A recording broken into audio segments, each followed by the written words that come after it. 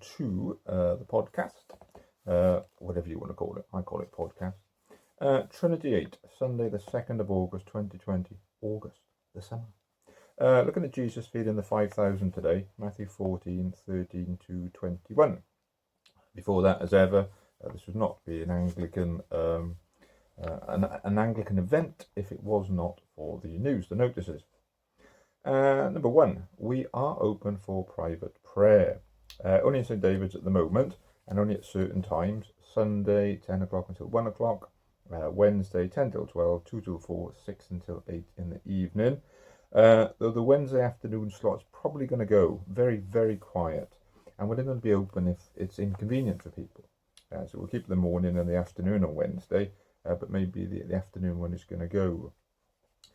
We are watching carefully the rules and regulations, and though we could technically have a communion service, the limitations, what I feel, and Reverend Glenda feels exactly the same, it just would not feel like a communion service. Masks, limited numbers of people, no singing, no talking. Can you imagine that? No singing, no talking. Everybody giving track and trace details. It just feels too restrictive. You know, the media says, "Oh, churches are open for services." Well, you know, we can't really, if it's the kind of service that we're used to, service of life. We've done our first online Zoom service, which was a little bit clunky, and you can go back and watch that on our YouTube channel. But we learned so much. And these will appear in the future instead of this podcast, or as an alternative too. There's lots of options. We haven't quite worked out what we're going to do yet. As well as that, myself and Glenda feel it would be great to have an outdoor songs of praise in St. David's one Sunday in the afternoon, if the weather looks good. It is legal. I have checked. It is legal. We'd have to limit to the first 30 people, and there would be social distancing, but we could sing together. We'd announce it, say, like on a Friday for the next Sunday. Outdoor songs of praise. Watch this space. It is a possibility with regards to worship. Number two, we say a hearty hello to Simon, the new treasurer for St. David. I did mention this before. He's taken over this August, and that means we need to say a fond farewell to Rick as he goes off to do his final year, a full-time year of training. And he will become Reverend Rick at the end of it. If you want to contact Simon, just to say hello or talk about money, he's got an email address, pencoidtreasurer@lphparish.org.uk, or he's happy for you to ring him, 07833 490 632. And on the subject of money, and at the risk of being boring, thank you. For those of you putting money through my door that I pass on to keep the church afloat. We're still here. We've never gone anywhere. Keeping the show on the road, and that needs cash flow. So thank you for you continuing to give. And thanks to the brave few who have gone onto our website page and used our electronic giving option on the website. Top draw. Well done to you. Number three, Reverend Glenda and I were saying, it's just so weird at the moment. We put out this material, like this podcast, and then there's a delay in the response coming back. Some of you chat when you see us passing in the street, or when you come to private prayer, or some of you send your homework in, the homework questions in. Some of you have been coming up with ideas as well, and suggestions. And behind me, we've got some of the cards that Super Sue has made. You can send them to people. They're sort of like thank you, thinking of you cards. They're in St. David's. They're free of charge, though a donation is gratefully received to go to the Mothers Union caravan in Puthcall. So we are separate still, but it's lovely to hear that the church is still being creative and caring in this time. And number four, there's still the weekly option for gathering. This has kept me going. This really has kept me going. The weekly coffee, Zoom coffee, which has turned into coffee, sing, chat. We sing a couple of songs now. It's really good to sing. Reverend Glenda's taken over the lead-in of these for August, So drop her a line to get the meeting code. Put the software on your laptop, tablet, or whatever, and then contact her. She is Reverend Glenda at lphparish.org.uk, or you can give her a phone call, 07592 149538. I'm having a bit of time off the back end of August, recharge the batteries, so it made kind of sense to hand over the reins to her for a little while. And if you're nervous about technology, okay, which I know some people may be, then if you want to have a sort of like a test session one-on-one with either me or Reverend Glenda, you can set yourself up and we'll call you, and you can just sort of get used to the Zoom kind of technology, the way of talking using that program on your computer or tablet or phone. Don't miss out because you're nervous, okay? Don't miss out because you're nervous. Myself and Reverend Glenda, both of us, we were never trained for this kind of stuff. And Reverend Glenda's just left training only a couple of weeks back. We've both been sort of pushed in at the deep end, so we know how it feels doing new things, particularly with technologies. Don't be shy. Don't be shy. Back to today, time for our gospel reading. I was with Donna, husband of Simon the Treasurer, Wednesday afternoon. We were stewards in the afternoon session when the church was open for private prayer. And I said, would you like to read on Sunday? And then got out my phone and started recording it. So if you think she looks a little bit surprised, it was because I did indeed spring it on her at very, very short notice. So over to Donna for today's gospel reading. Today we're looking at the feeding of the 5,000, Matthew 14, verses 13 to 21.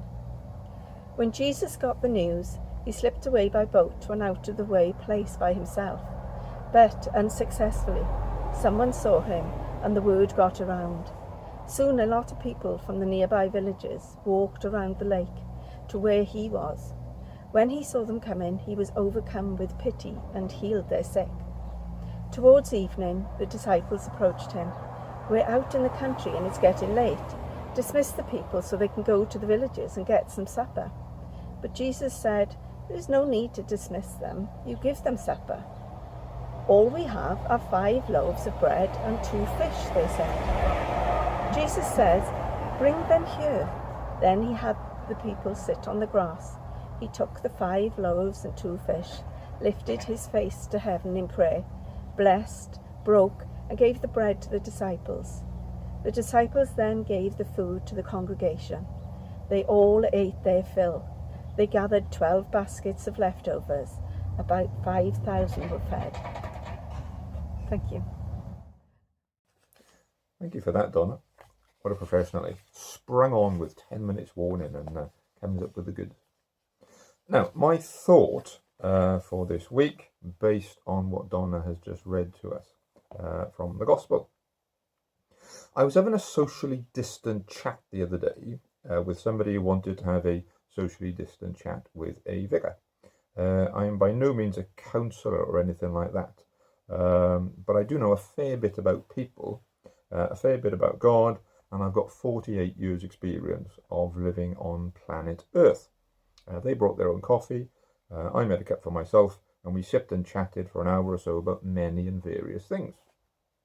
About 3/4 of the way through our time together, I said a line that I've used many times before, and it really seemed to resonate with my chat companion.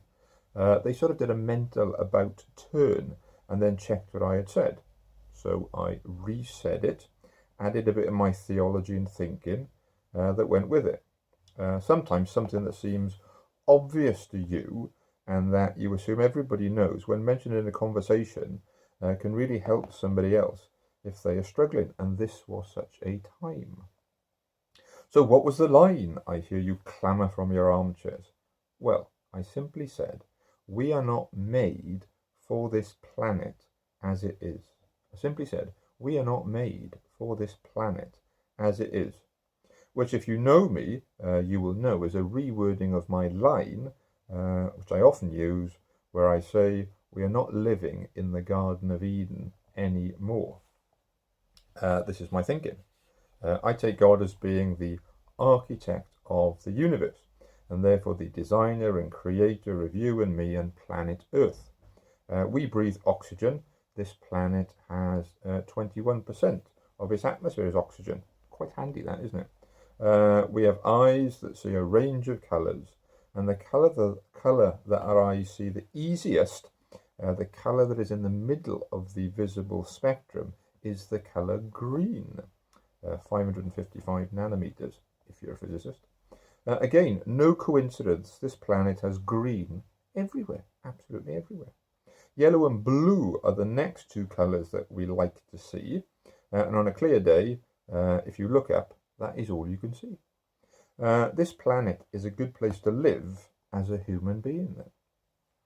But when God made the first humans, he intended them to live in a garden. He intended to stop by each evening, I think, and have a chat to see how things were going. We were, I believe, intended for a pace of life that is so at odds with what we find ourselves living in today. It's remarkable. You go and stand in a public park, for example, sniff the flowers, catch the breeze, and then go and stand on the nearest high street, and you'll get my gist, the difference. I can remember God once saying to me that if I wanted to relax, the best way to do that was to be in his world.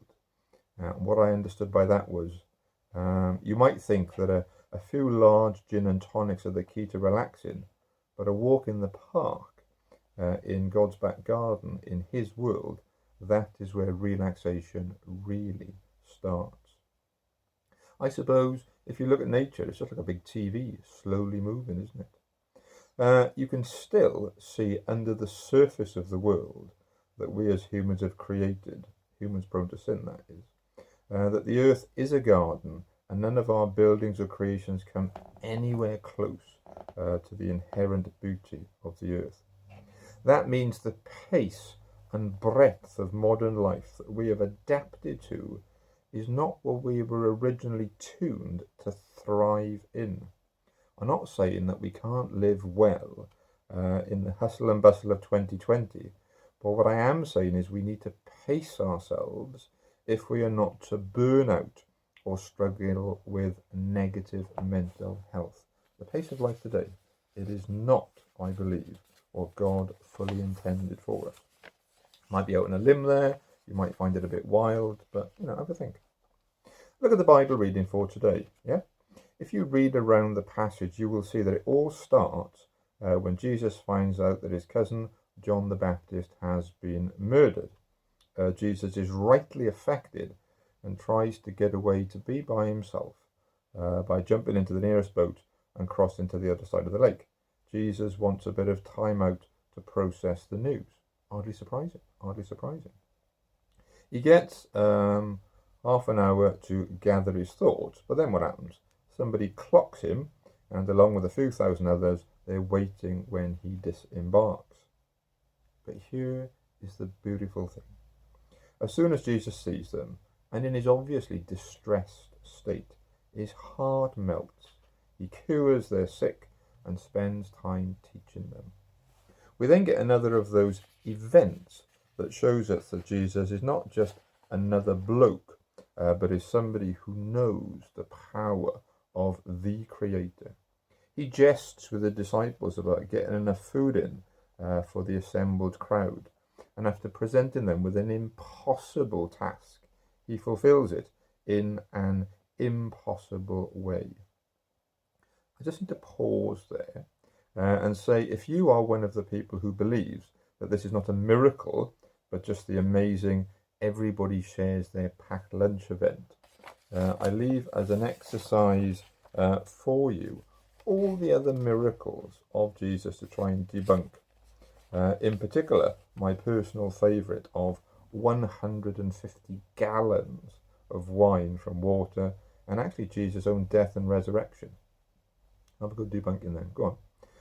After the feeding and big tidy up, which produces more bags of leftovers than there were bags of startovers, as Jesus dismissed everybody and finally managed to get time to himself for a rest and a pray.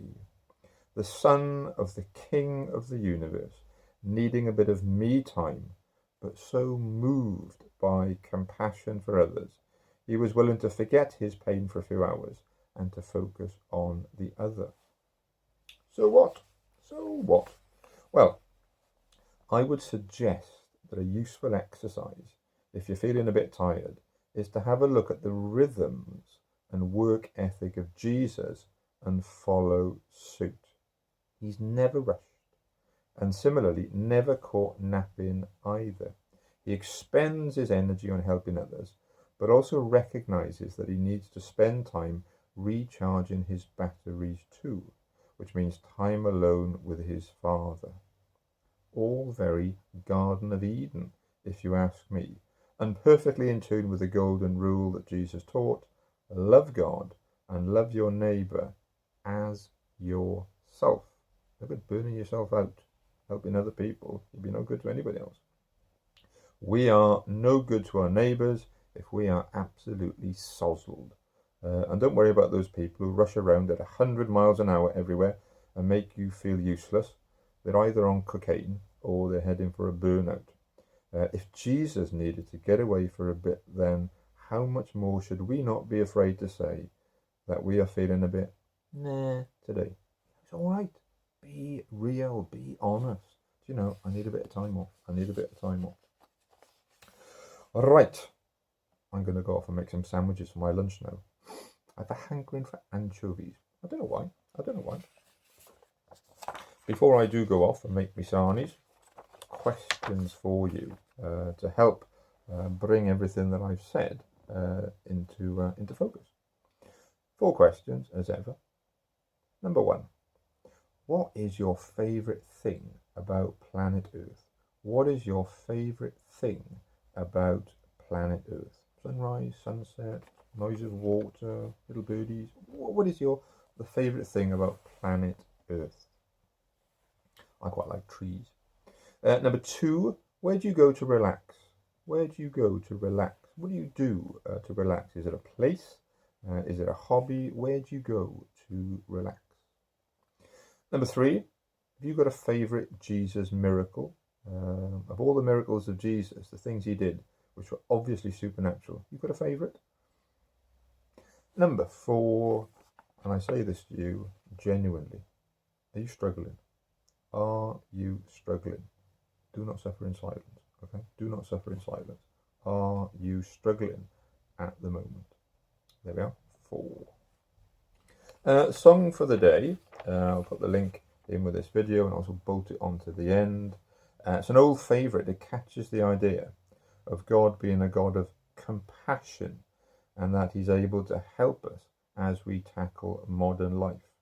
It's called Mighty to Save, and it's by the Hillsong Church. The video I've picked, it's got that lead singer who looks like Jesus again. He's got that lead singer. He looks just like I imagine Jesus to be. Before we part company, and to bring this to conclusion, let's say a prayer together. Hands together, close your eyes while I pray.